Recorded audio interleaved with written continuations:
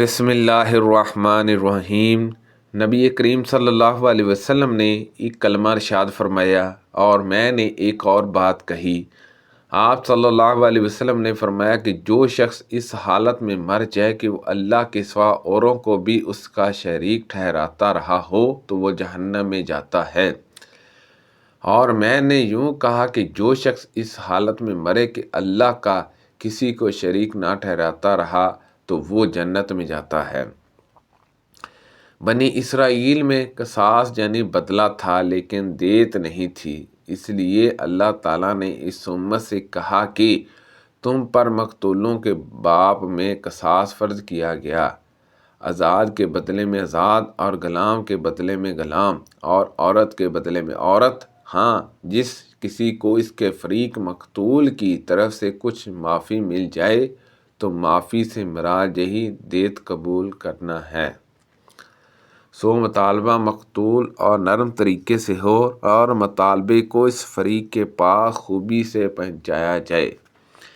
یہ تمہارے پروردگار کی طرف سے رعایت اور مہربانی ہے، یعنی اس کے مقابلے میں جو تم سے پہلی امتوں پر فرض تھا، سو جو کوئی اس کے بعد بھی زیادتی کرے گا اس کے لیے آخرت میں دردناک عذاب ہوگا۔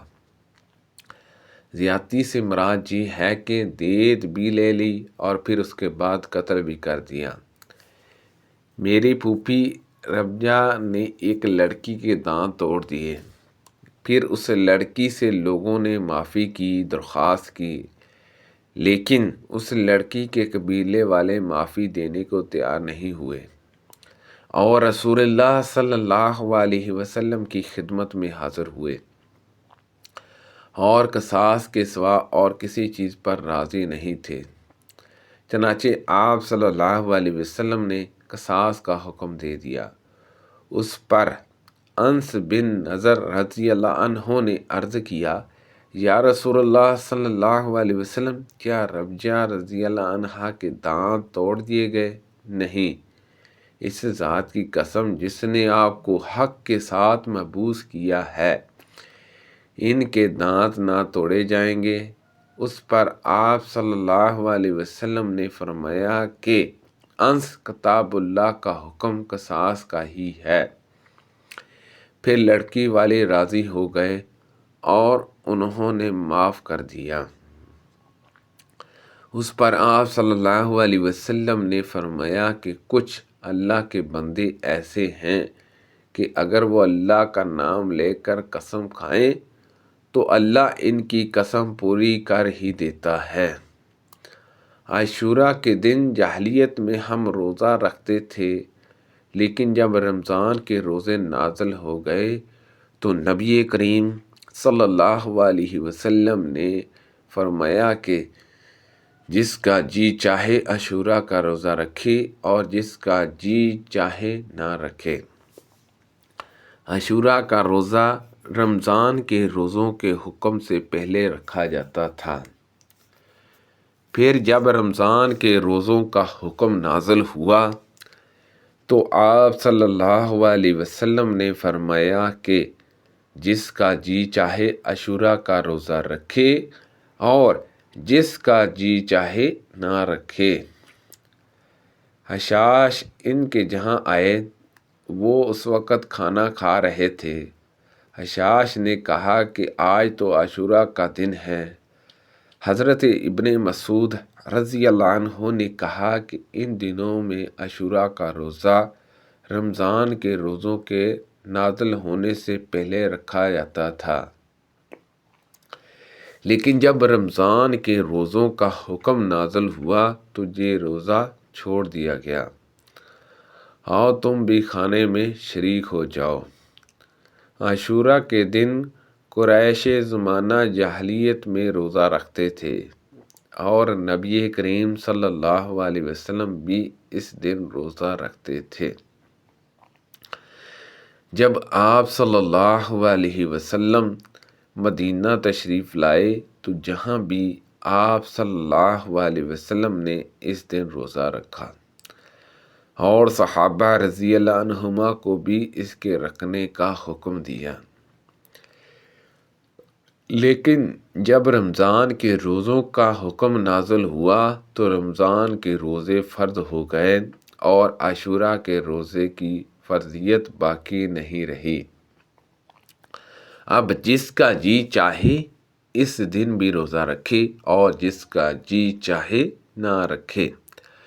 انہوں نے ایک سفید دھاگا اور ایک سیاہ دھاگا لیا اور سوتے ہوئے اپنے ساتھ رکھ لیا۔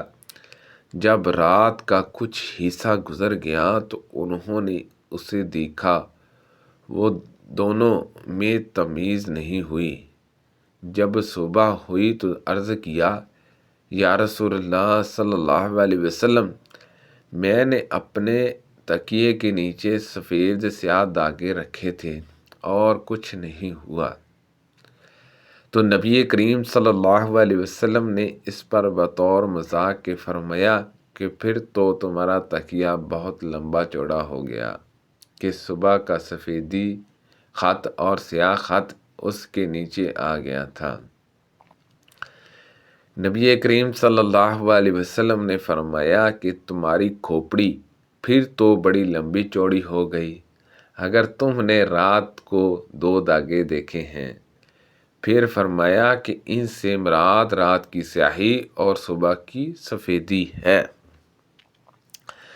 ہم سے سعید بن ابی مریم نے بیان کیا، انہوں نے کہا ہم سے ابو غسان محمد بن مطرف نے بیان کیا، انہوں نے کہا مجھ سے ابو حزام سلمہ بن دینار نے بیان کیا، ان سے سہل بن سعد رضی اللہ عنہ نے بیان کیا کہ ان کے پاس ابن زبیر رضی اللہ عنہما کے فتنے کے زمانے میں جب ان پر حجاج ظالم نے حملہ کیا اور مکے کا محاصرہ کیا، 2 آدمی علا بن اررا اور حبان سلمی آئے اور کہا کہ لوگ آپس میں لڑ کر تباہ ہو رہے ہیں۔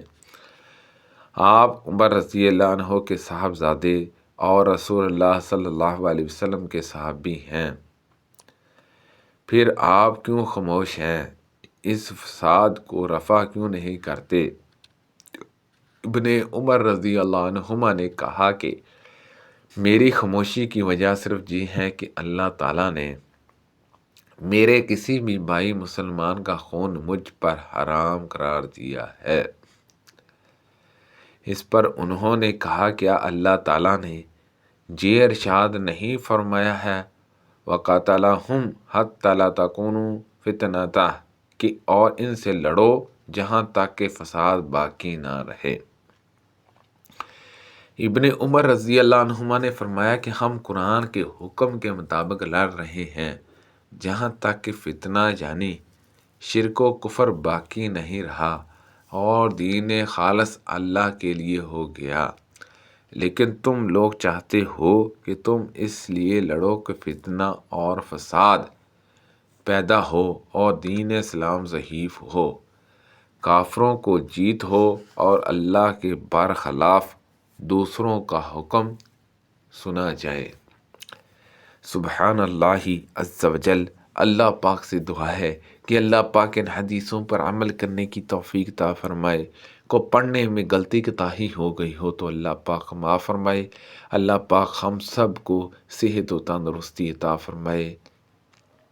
صدقہ جاریہ سے زیادہ لوگ دوسرے لوگوں تک شیئر کیجیے۔ آمین بجاہ النبی الامین صلی اللہ علیہ وسلم۔